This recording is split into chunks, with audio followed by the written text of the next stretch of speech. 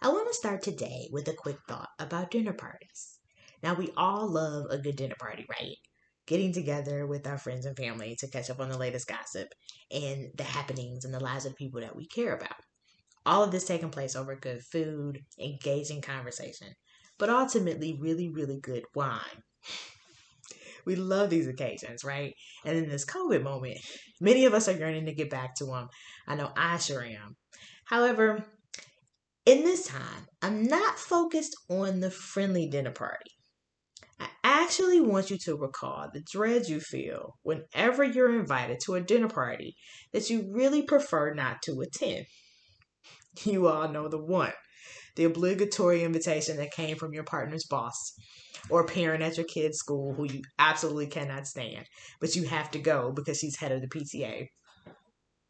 Basically, I want you to envision the dinner parties that require you to be polite to and to commiserate with people that you find absolutely insufferable. I know you may be thinking, why on earth is she asking me to remember such terrible occasions?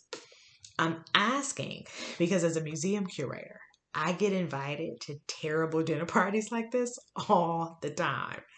And today, I really need you all to feel my pain because, interestingly enough, it has been through my experiences at dinner parties that I began to understand the truly vicious nature of systemic racism in our museum culture and how to use my voice and curatorial practice to combat it. There is nothing, and I literally mean no thing, that art museums like more than to entertain wealthy donors over decadent food. But my abhorrence of some of these parties, and let me be fair, it's not all of them. Some of them are actually quite lovely. But my abhorrence of these dreadful parties is not because I'll have to suffer my boss's spouse, or the colleague who clearly doesn't like me. My dread emanates from the fact that I know that one, I will most likely be the only black person in the room. And two, I'll have to suffer the well meaning white person that will inevitably say the most racist thing I have ever heard in my life, ruining a great time for me. At one such party, it went a little like this. Kelli, oh my God, I'm so happy that you're here. Thanks so much for coming. I saw your lecture last month on Time is Hard Benton, and I thought it was fantastic. I've never thought of Benton's work in that way. But tell me something. I've been wondering this since you started here at the museum. How exactly did you get here? And I answered the question politely, telling a story about the ways in which my grandmother's love of entertaining fueled my interest in American decorative art. And this person's response was, wow, that's so bizarre. Like, where would your grandmother get that? That just seems so British. And in my disappointment, I dropped my head and chuckled softly. And with all the Toni Morrison I could muster, I looked her square in the eye and I said, you have no idea how racist those questions are, do you? At the beginning of my career, I never knew how to answer questions like that because it seemed like something so bizarre to ask somebody. Like, what do you mean, how did I get here? I went to school, I studied art and cultural history, I got a PhD, and decided to pursue a curatorial career. It seemed pretty straightforward to me. But as a curator of American art, I am often in exclusively white spaces. And when you're the lone person of color navigating a room full of rich white people, there's an implicit assumption made about the legitimacy of your very existence. Sometimes it's communicated through furrowed brows or quizzical stares, while other eyes just literally follow you everywhere around the room. Some even do their best to try to ignore the fact that you're even there. But eventually, it all culminates in the types of questions posed by the woman I just mentioned. But instead of saying, how did a black woman like you get this job? It comes out politely as, how exactly did you get here? the more that white wealthy donors and many museum professionals continue to ask me this question over and over again, I began to understand that I simply just didn't make sense to people. My presence was a glitch in their visual matrix because in American art, being white, male, wealthy, and an Ivy League student were not just the primary requirements of becoming a museum curator. They were the only requirements for decades.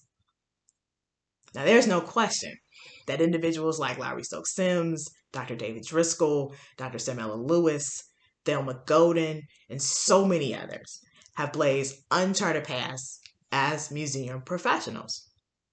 But even with their dynamic careers, during my time at the IMA at Newfields, I was one of only 2 Black curators of American art employed by traditional art museums.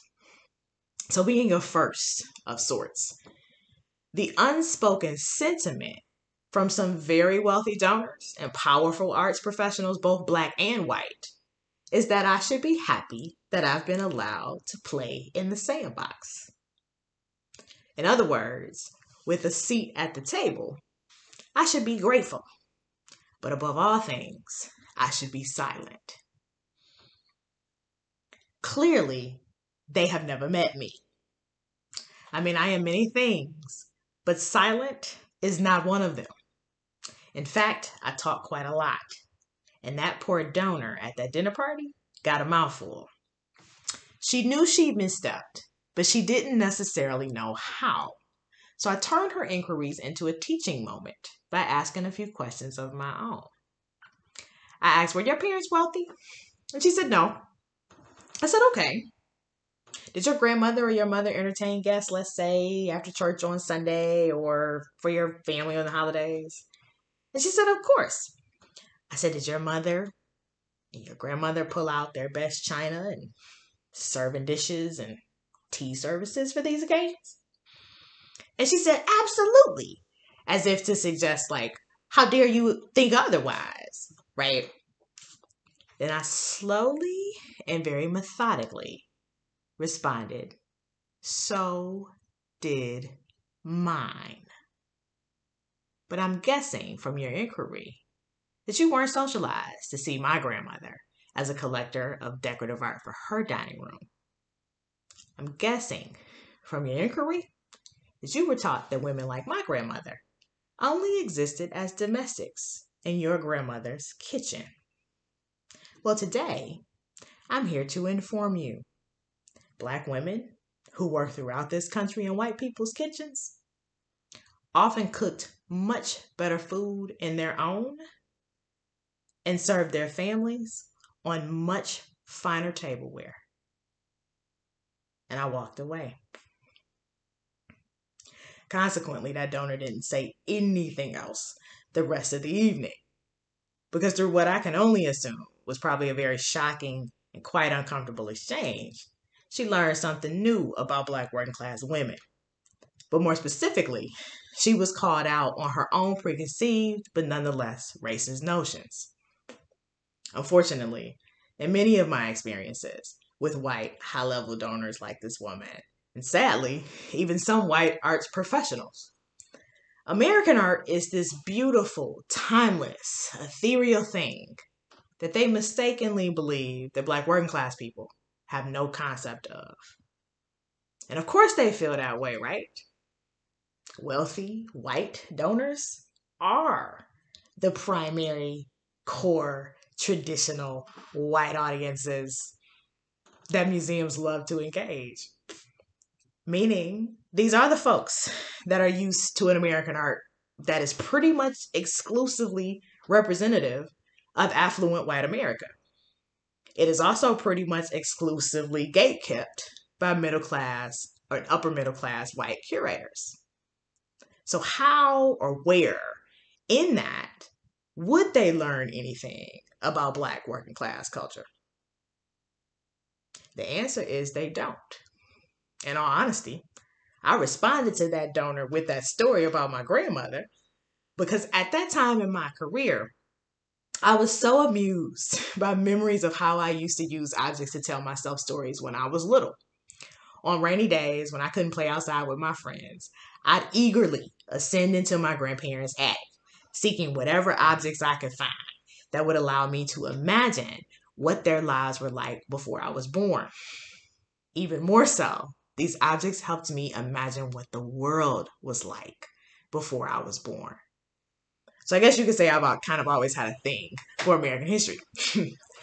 From empty Coca-Cola bottles from the 1920s to my mother's metal roller skates from the 1950s, I'd sit in the attic for hours and create my own mini exhibitions with my grandparents' things, or what I now know to be Black material culture.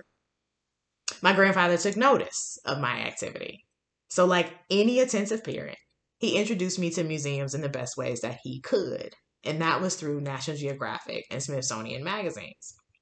Sometimes he's even come up to the attic with me, and like a brilliant historian, he would give me not only the history of the object itself, but he would tell me all about the social context from which the object hailed.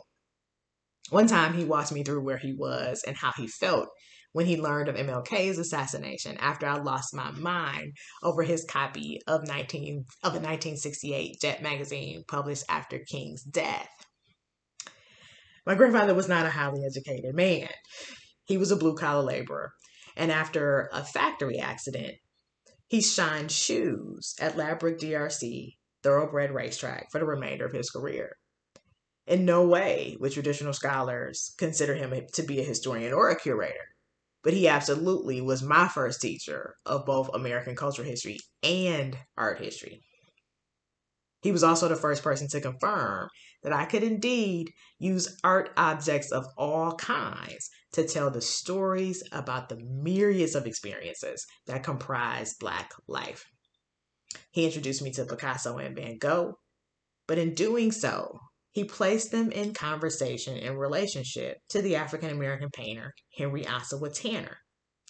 My grandmother loved Tanner's famed painting, The Banjo Lesson, so much so that she clipped the image from a newspaper, framed it, and set it on my grandfather's vanity. As we paged through Smithsonian Magazine, he contextualized American painting and decorative art for me in relationship to my grandmother's interest in all things dinner parties, and my mother's avid collection of prints and what he called her blue and white stuff. I later learned that my mom's collection was built around her love of an 18th century British porcelain known as Willowware, and that Thomas Hart Benton's lithograph, the instruction, was a permanent fixture above the couch in our living room. For many years, I actually believed that Benton's print was an image of my grandfather. In this regard, American decorative art was not at the Smithsonian. It was on my grandmother's dining room table. This dining room table. And European and Asian art were not at the Met. They were on my mother's mantle. Again, there's absolutely no doubt that Black arts professionals have broken many ceilings in art museums. Currently, there's at least 7 Black museum professionals leading some of the country's most prominent art museums. However, this past January, Essence Magazine published an article by Kiera Boone that highlighted 14 Black contemporary artists and curators you should know. In it, Boone reminds readers that almost 86% of the works on view in U.S. art museums are still by white artists, and that 88% of the intellectual leadership positions in U.S. art museums are still occupied by white people. These statistics hail from 2 of the most important studies to examine the racial demographics of art museums in the U.S. over the last 5 years.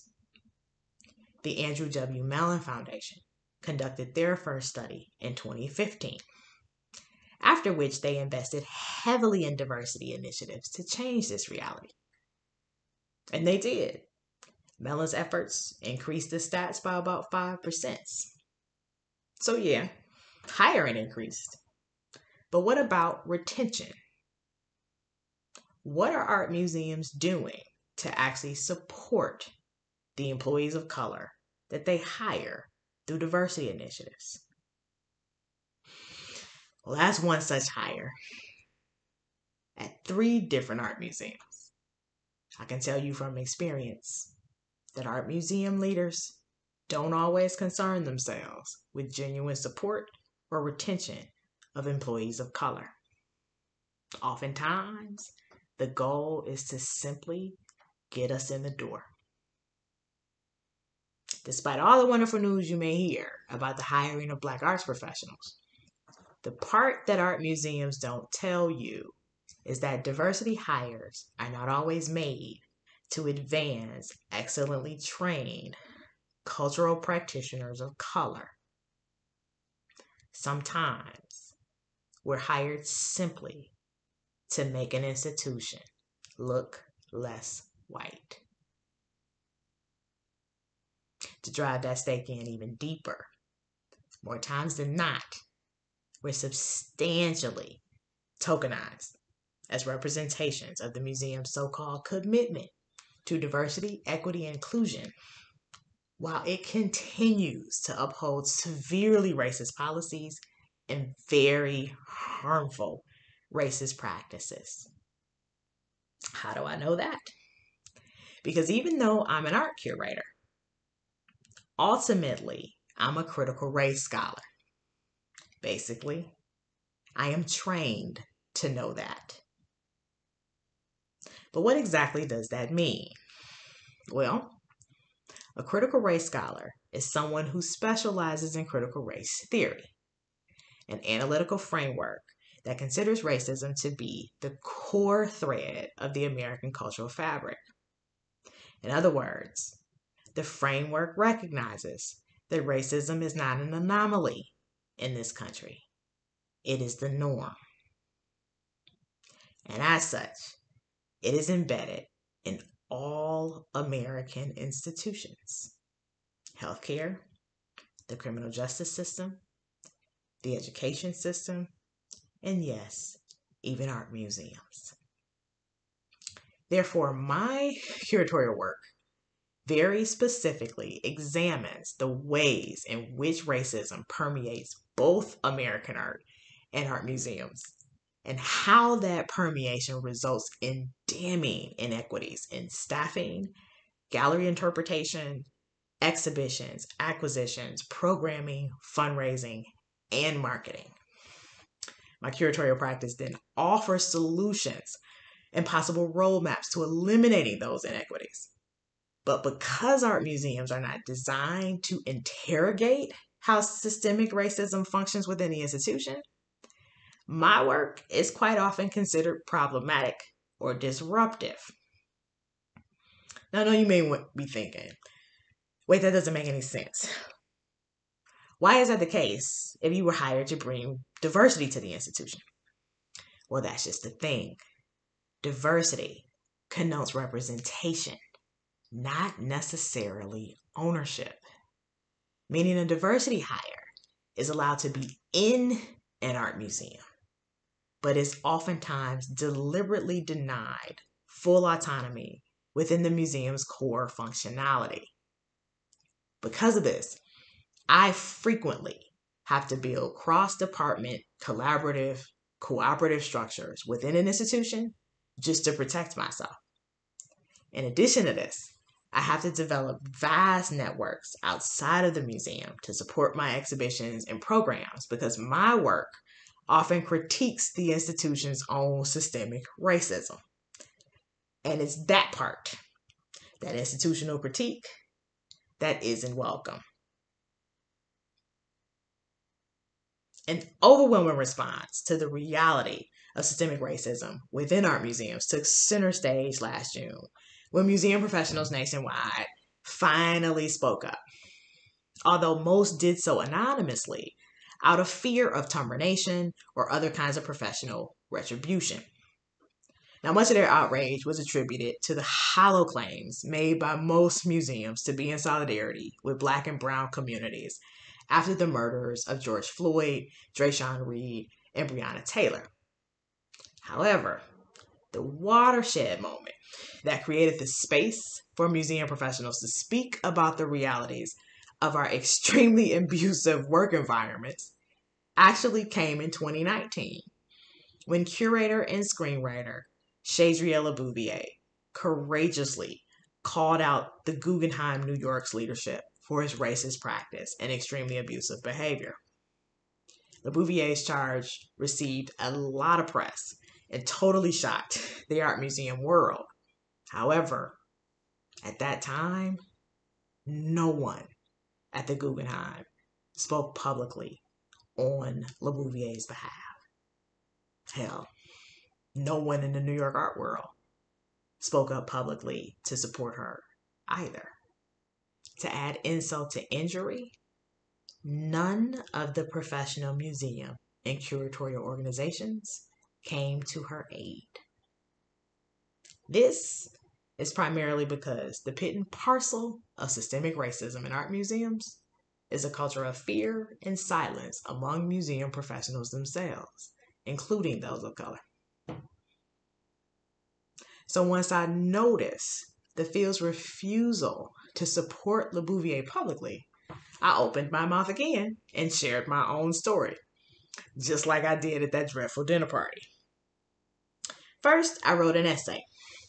In it, I delineate how over the past 6 years, I've curated shows, reinstalled galleries, developed programming, and established wide grassroots community networks, not only to illuminate the depths of racism afoot in art museums, but more so to show how speaking truth to power and developing a curatorial practice that centers Black people more than objects is often deliberately undermined or completely erased by art museum leadership.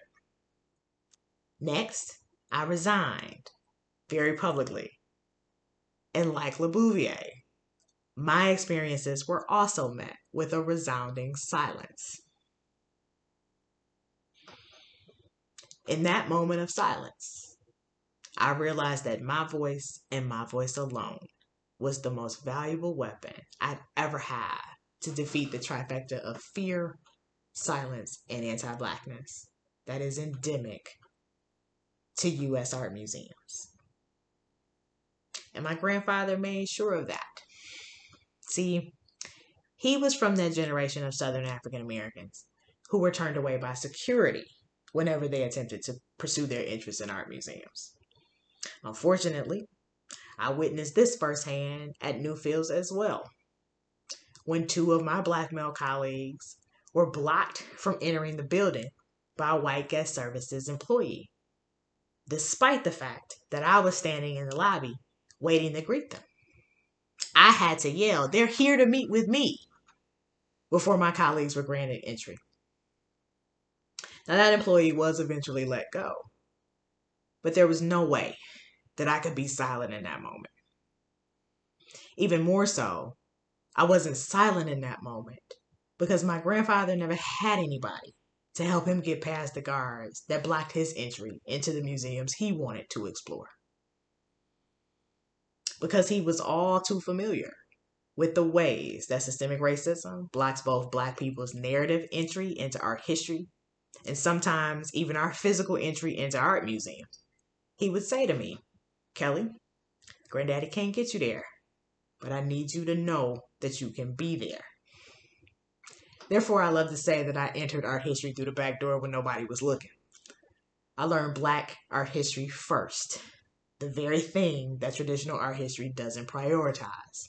Specifically, so I'd be able to identify the glaring omissions and deliberate erasures of people of color from Western art history in the museum itself as a cultural space. It is from that very space of erasure that my anti-racist curatorial practice emerges. There's an old cliche that says children should be seen and not heard. And well before I knew what it meant to be erased, well before I could even pronounce critical race theory, my grandfather sat me in his lap with art, material culture, and sometimes even ice cream, to teach me that systemic racism would always try to erase me. that in fact, its very function is the erasure of Black narratives and Black neighborhoods and Black histories and Black humanity. See, in my household, whiteness was not a standard of beauty, excellence, universality, or art. Rather, it was the adversary that I would have to outsmart, outmaneuver, outgun, and overtalk for the rest of my life. So, in my grandfather's opinion, I had better learn how to open my mouth. Doing that is how I got here. And I do it every day in efforts to change the racist standards of American art museums. So don't ever be afraid to speak your truth. Don't ever be afraid to say wrong is wrong. Because like Zora Neale Hurston said, if you are quiet about your pain, they will kill you and say you enjoyed it. And I'll be damned if another art museum steeped in systemic racism attempts to take my life or that of any other person whenever I am sitting at the table.